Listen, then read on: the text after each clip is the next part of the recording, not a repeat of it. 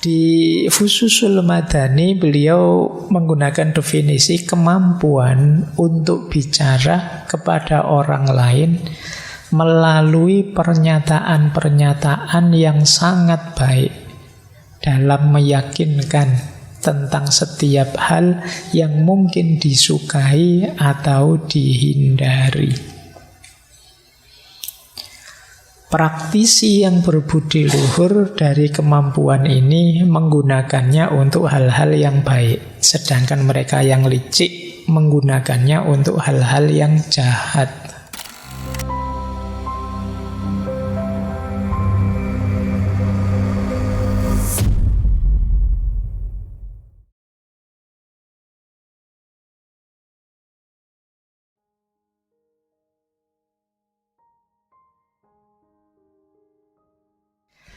Nah, bismillah kita mulai sekarang gagasan-gagasan beliau. Al-Farabi, Abu Nasir Muhammad Al-Farabi, kelahiran Farab, daerah Turkistan atau Kazakhstan, dekat Afghanistan, dekat Tibet, daerah sana. Meskipun beliau hidupnya di Baghdad selama 10 tahun. Kemudian terakhir beliau ke Suriah, Damaskus, di zaman Saifud Daulah di sana. Beliau ini polimet, ahli macam-macam, ya matematika, ya fisika, ya kedokteran. Yang paling terkenal ya filsafat dan musik. Jangan salah, beliau ini ahli musik dan pinter main musik. Kapan-kapan kalau ada waktu kita ulang membahas beliau. Beliau nulis satu kitab yang terkenal sekali, judulnya kitab Al-Musiko, tentang musik. Beliau dipandang juga yang memulai menginspirasi lahirnya notasi. Baik, kita mulai ya belajar retorika, nanti kapan-kapan musiknya. Kita sekarang belajar retorikanya dulu. Bismillah.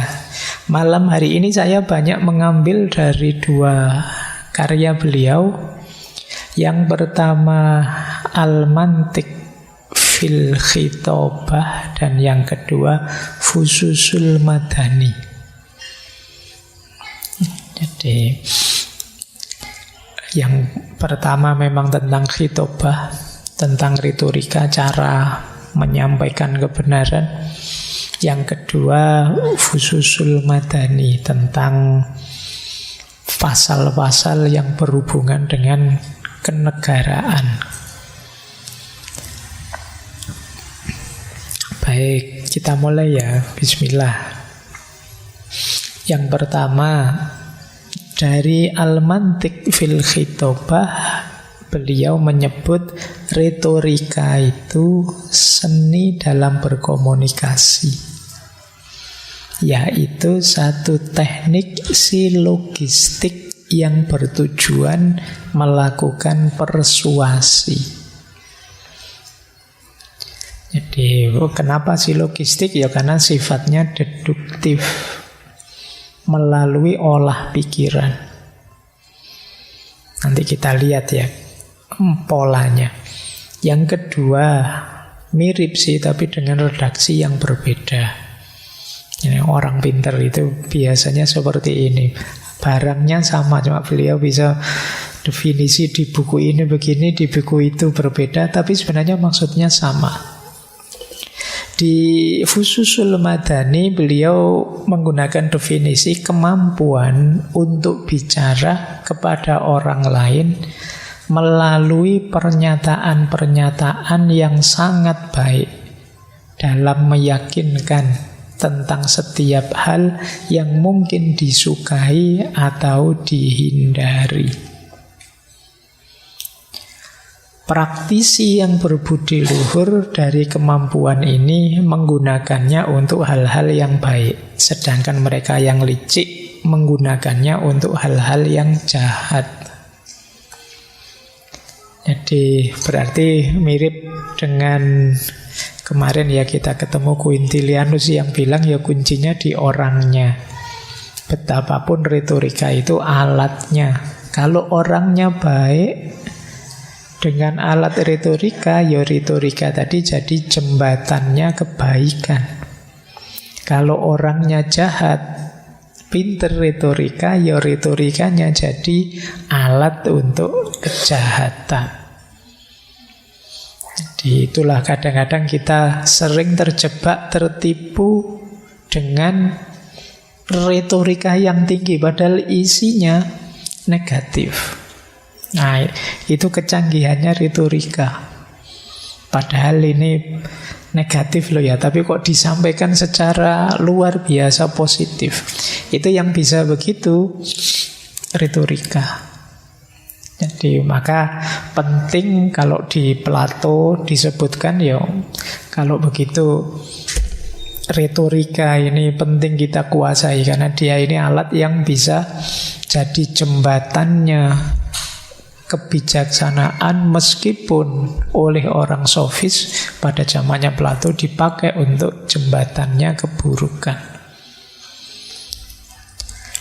Apalagi orang buruk yang tidak sadar kalau dia buruk.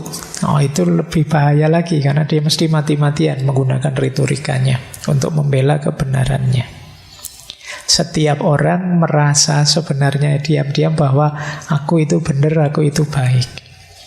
Jarang orang itu yang terang-terangan secara sadar ngaku bahwa saya itu tidak baik, saya itu tidak benar. Kalau ada orang ngomong begitu, itu biasanya belakangnya dikasih tapi. Ya, saya memang bukan orang baik, Pak, tapi mesti ada itunya. Jarang orang ngaku secara murni bahwa saya itu memang banyak kelirunya, banyak salahnya, banyak dosanya. Kalian selalu ngambil tapi. Itu biasanya dipakai untuk menyebut ciri-ciri bahwa sebenarnya hampir semua orang itu punya watak egois. Akulah yang paling baik, akulah yang paling benar, akulah yang paling penting. Dan itu kan kelihatan hari ini di mana-mana, apalagi era-era menjelang bulan depan tanggal 14 itu. Oh, semuanya mengklaim dirinya. Ya enggak apa-apa. Saatnya kita gembira berpesta. Meskipun harus ngerti hakikinya seperti apa. Persis seperti sepak bola itu. Menurut kalian sepak bola itu kesehatan ataukah permainan saja, ataukah pertandingan, ataukah apa, komoditas ekonomi, ataukah apa? Ini kan ada banyak aspeknya. Kalian harus bisa menempatkan aspek-aspek ini secara pas. Ini konteksnya apa? Ini siaknya apa? Kita membahas ini dari perspektif mana, sudut pandang apa, harus pas. Karena begitu meleset, ya kayak misalnya sepak bola, sudah berjuang mati-matian, itu permainan saja kok. Itu kan cuma olahraga, kalah berapapun tidak apa-apa, yang penting sehat misalnya. Sehat gimana, kakinya sampai patah, sampai jungkir balik gitu misalnya. Tapi kan memang ada unsur sehatnya, ada unsur permainannya, ada unsur pertandingannya, ada unsur komoditasnya. Nah, mungkin ya bulan depan pemilu itu mungkin juga gitu kan, kita menyebutnya pesta. Ada yang bilang itu hakiki untuk hidup bernegara, itu demokrasi, itu ada banyak aspeknya. Pinter-pinter kita menemukan makna dan konteksnya. Di situ baru terus kita bisa diskusi. Karena kadang orang campur, cara memahaminya jadi satu. Ada yang bilang, alah wong ini kan pesta demokrasi Pak. Yang namanya pesta ya seneng-seneng saja lah Pak, kita ngopi-ngopi, minum-minum.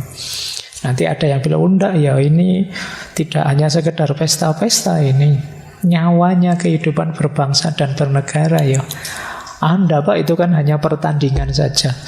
Saya tidak mau ikut-ikut, saya di pinggir saja. Nanti ada yang bilang, enggak loh, setiap orang harus punya kepedulian dong terhadap bangsa dan negaranya dan lain sebagainya. Maka penting teman-teman nanti cara berpikirnya lebih tertata lagi biar tidak tertipu tadi, apalagi tertipu oleh retorika-retorika, oleh kemasan-kemasan. Baik, jadi ini definisinya retorika kalau menurut Al-Farabi.